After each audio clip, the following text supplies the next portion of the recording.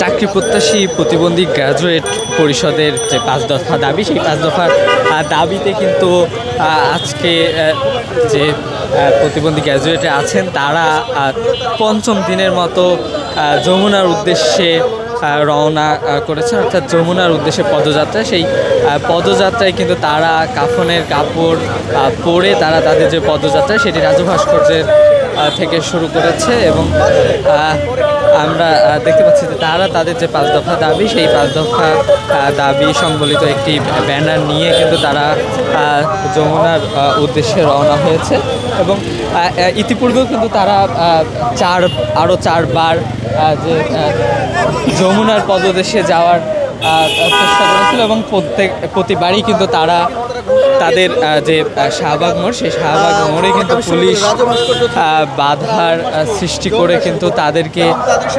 থামিয়ে দেয় এবং এখন পর্যন্ত কিন্তু 4বার তারা চেষ্টা করলেও তাদের যে যমুনার উদ্দেশ্যে পদযাত্রা সেটি তারা সফল হতে পারেনি এবং আজকে তারা পঞ্চম দিনের মতো আবারও 17 দিনের আন্দোলনে পঞ্চম দিনের মতো আবারও যমুনার যাওয়ার উদ্দেশ্যে তারা রওনা হয়েছে এবং তাদের যে 5 দফা দাবি সেটি হলো প্রধান উপদেষ্টা নির্বাহী আদেশের মাধ্যমে প্রতিবন্ধী ব্যক্তিদের কর্মসংস্থানের ব্যবস্থা করতে হবে, প্রতিবন্ধী ব্যক্তিদের জন্য বিশেষ নিয়োগে স্থায়ী ব্যবস্থা প্রণয়ন করতে হবে, বিদ্যমান যে অভিন্ন জাতীয় শ্রুতি লেখক নীতিমালা সংশোধন করতে হবে, সমাজসেবা অধিদপ্তরের অধীনে ব্রেইল পদ্ধতিতে পাঠদান সংক্রান্ত সম্মিলিত দৃষ্টি প্রতিবন্ধী শিক্ষা কার্যক্রম পিএইচডি সেন্টার সমূহের শূন্য পদে দৃষ্টি প্রতিবন্ধী চাকরি প্রত্যাশীদের জন্য বিশেষ নিয়োগের ব্যবস্থা করতে হবে, চাকরি প্রত্যাশীদের প্রতিবন্ধী ব্যক্তিদের আবেদনযোগ্য বয়সসীমা 35 করতে হবে। এই যে 5 দফা, এই 5 দফা দাবিতেই কিন্তু তারা গত 16 দিন যাবৎ আন্দোলন করে আসছে এবং আজকে সেই আন্দোলন 16তম দিন পেরিয়ে 17তম দিনে কিন্তু দিনের আন্দোলন কিন্তু তারা করছে এবং আজকে পঞ্চম দিনের মতো তারা যমুনার অভিমুখে রওনা হয়েছে কাফনের কাপড় পরে এবং গত যে 4বার তারা চেষ্টা করেছিল যে যমুনা সেই প্রধান উপদেষ্টা বাসভবন যমুনার অভিমুখে রওনা করলেও কিন্তু তারা একবারের জন্য কিন্তু এখন পর্যন্ত সফল হতে পারেনি, কারণ প্রতিবারই কিন্তু তাদের পুলিশ শাহবাগ মোড়ে কিন্তু যে মোড় আছে সেখানে তাদের প্রতিবারই আটকিয়ে দেয় এবং ব্যারিকেডের মাধ্যমে কিন্তু তাদেরকে বাধা দেয় এবং তারপরে কিন্তু আবারও তারা প্রতিবারের মতো তারা পরপর 4বার ব্যর্থ হয়েছে এবং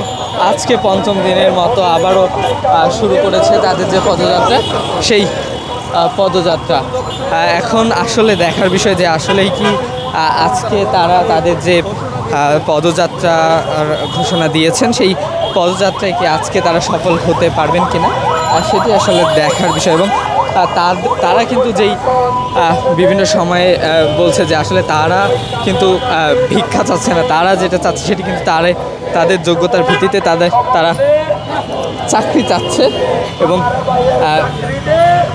সেই স্লোগানই কিন্তু আমরা শুনতে পাচ্ছি। আমার ভাইয়ের চাকরিতে আমাদের দাবি মেনে নে,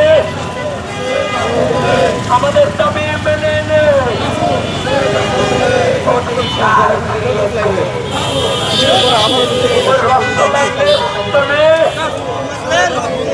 জীবন লাগলে জীবন নে, তারা কিন্তু জীবন লাগলে জীবন সহ বিভিন্ন স্লোগান কিন্তু তারা এই মুহূর্তে আমরা দেখতে পাচ্ছি এবং তারা কিন্তু যে কাফনের কাপড় সেটি পরেই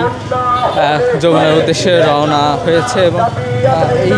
স্লোগানের পাশাপাশি কিন্তু আরও বেশ কিছু স্লোগান তাদের দিতে দেখা যাচ্ছে।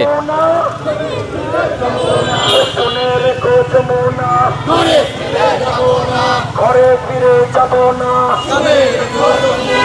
বাড়ি ফিরে যাব না, অধিকার ছাড়া যাব না।